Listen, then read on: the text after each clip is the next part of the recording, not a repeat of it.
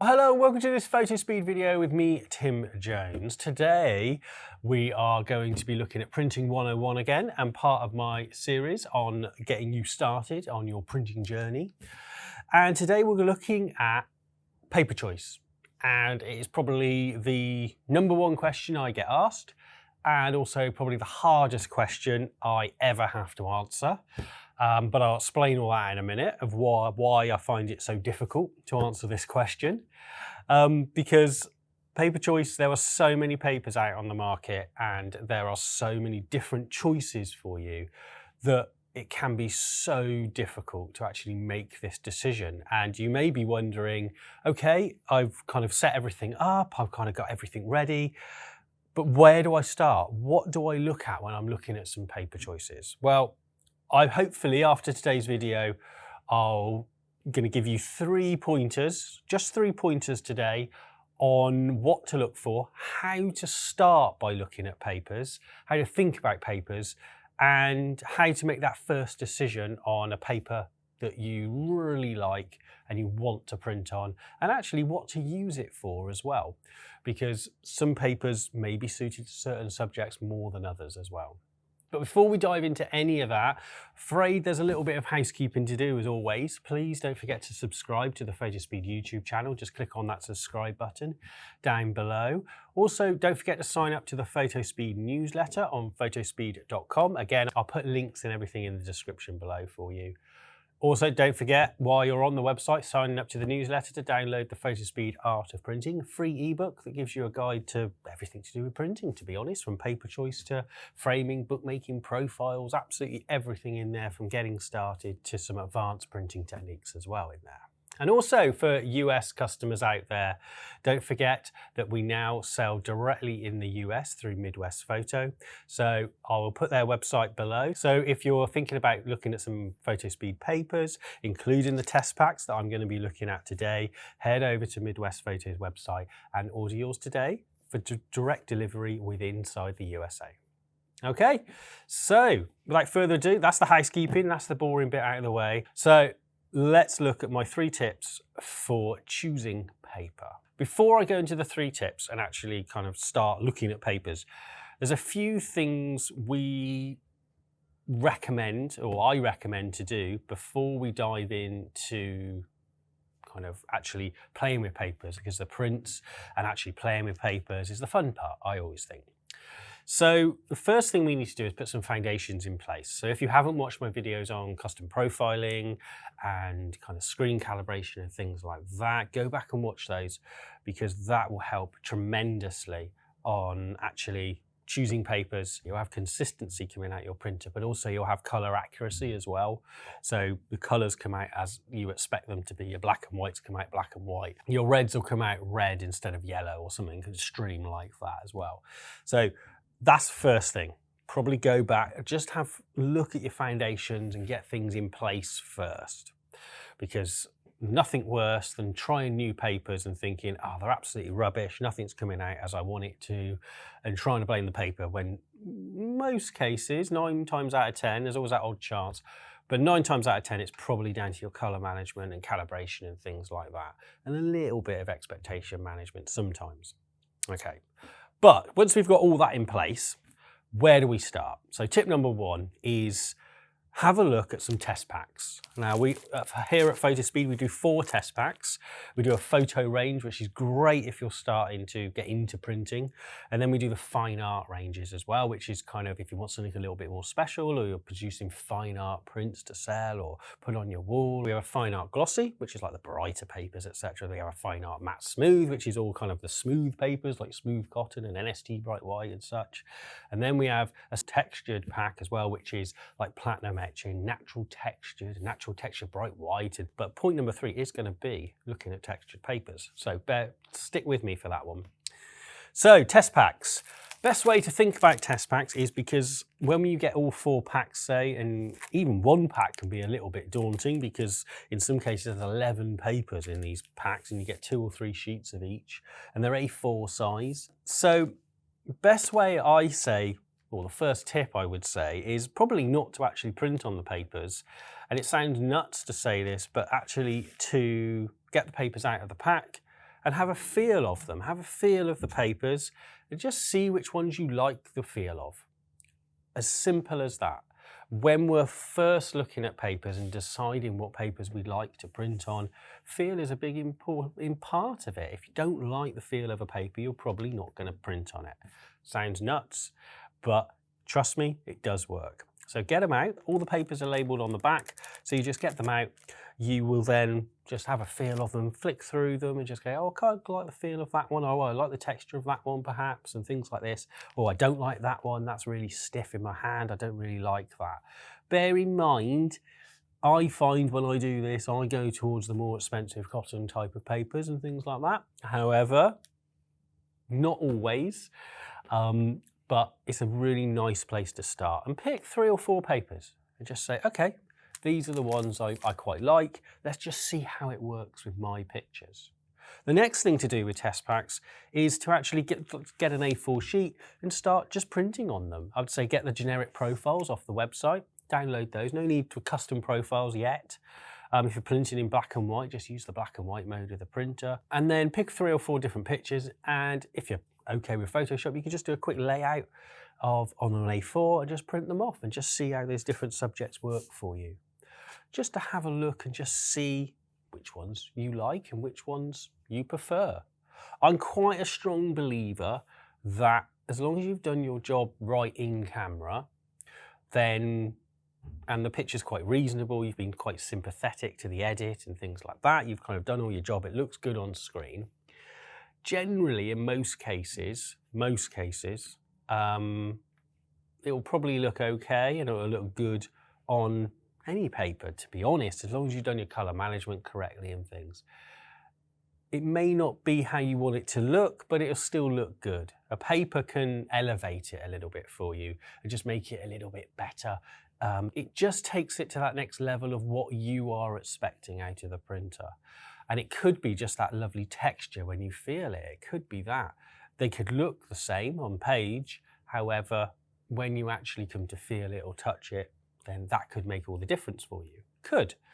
Other people maybe love glosses instead of matte papers or want a little bit of texture in there as well.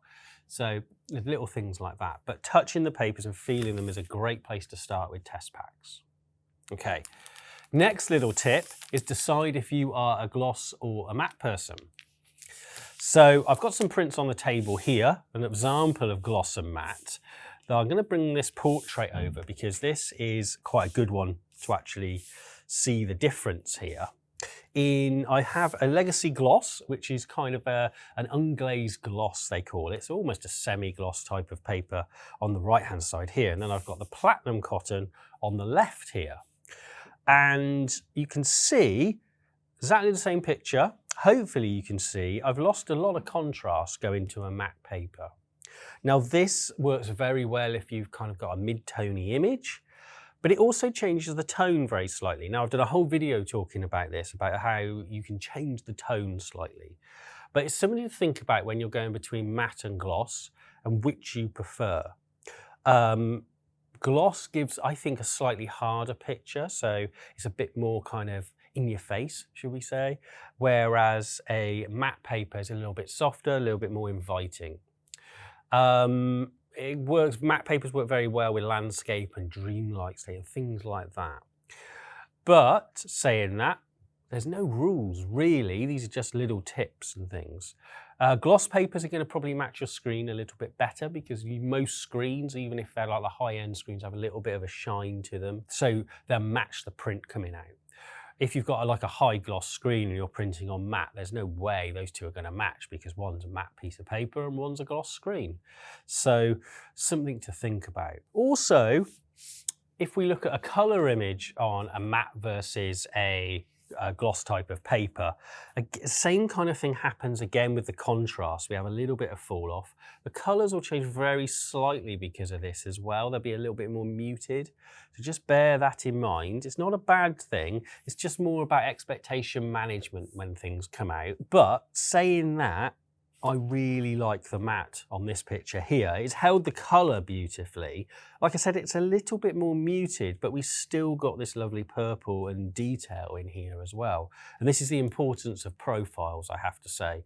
If we get the profiles right, then this makes things a lot easier for us. But it is a very personal choice, be it any paper, to be honest, not just a gloss or a luster or matte or type of paper. That is a very personal choice. I will probably, at the minute, I like the matte papers. I am coming towards the Legacy because I did a video the other day on the Legacy, and I'm actually coming back towards it a little bit because it is such a lovely finish to the paper.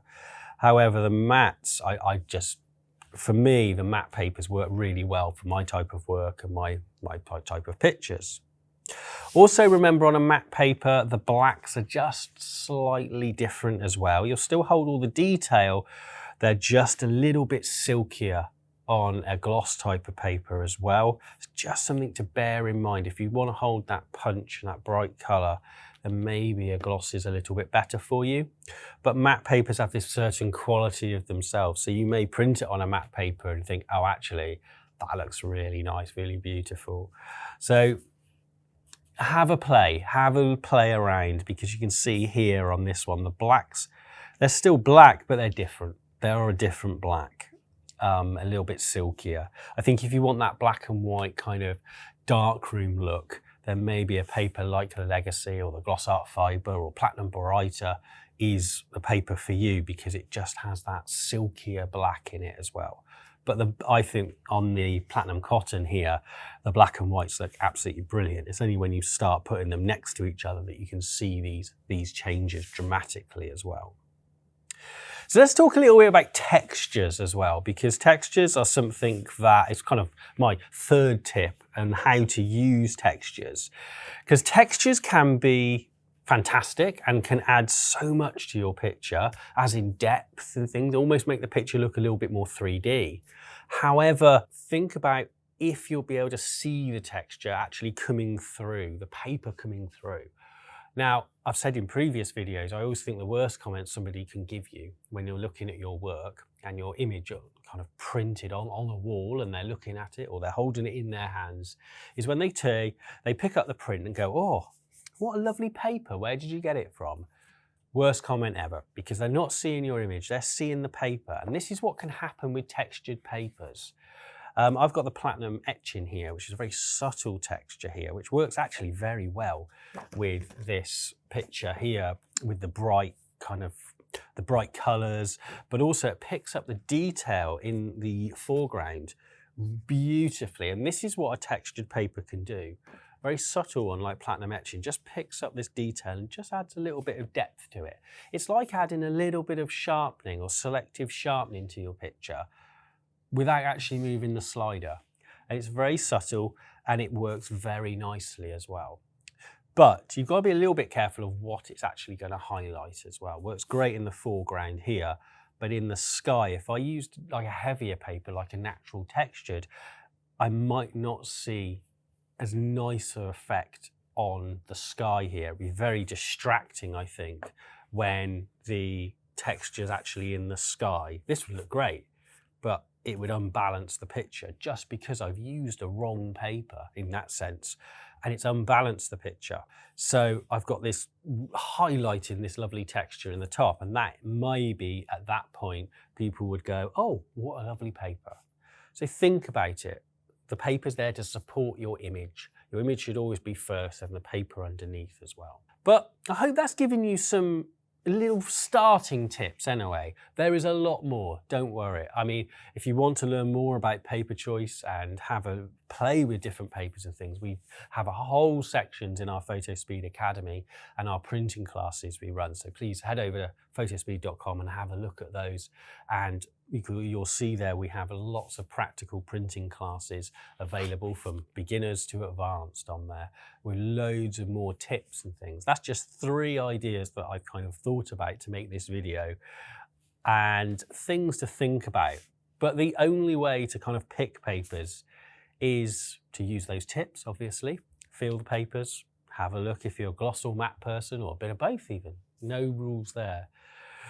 And experiment as well. Perhaps with your A4 sheets, chop them down as well. Be economical with your paper. You don't want to burn through boxes and boxes of paper experimenting, but experiment and print on different papers. See what your type of photography suits. And I bet it'd be different to someone else who does a similar genre to you. That is fine. It's how you want your work to look. And if you're happy when that print comes out of the printer, that's the main thing. If you're printing on a paper that you really like a very high gloss, and somebody says, oh, I don't really like high gloss or whatever, that's fine. But your work looks great on it and you're happy and you can justify it, then that is it. That's all that matters. So I hope that helps. And if you've got any questions or anything, please don't hesitate to contact us. Don't forget to subscribe to the Fotospeed YouTube channel. It really helps us get the message of printing out there. Also, don't forget to sign up to the Fotospeed newsletter and download the free Art of Printing ebook from us here with loads more tips like this in. Also, for all you US viewers out there, don't forget you can now order Fotospeed paper directly from the US through a Midwest Photo. I'll put everything in the description below, all the links and everything to the ebook and Midwest's website and absolutely everything in there. So don't forget, we release new videos every Thursday here on the Fotospeed YouTube channel. So on that note, happy paper picking and I will see you soon. Bye-bye.